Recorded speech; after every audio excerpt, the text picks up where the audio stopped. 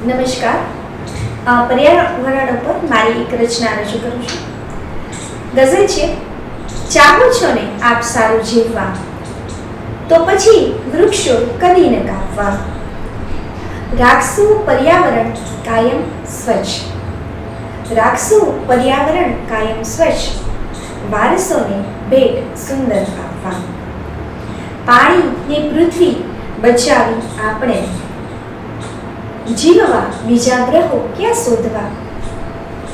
વિસ્તર્યા સિમેન્ટના one ચો તરફ, ક્યાં જઈ પંખીના ટંકા વાવવા. સાચવો સુંદર પ્રકૃતિ આ મૂલ્યવાન, ઈશ્વરે મહેનત કરી કંડારવા.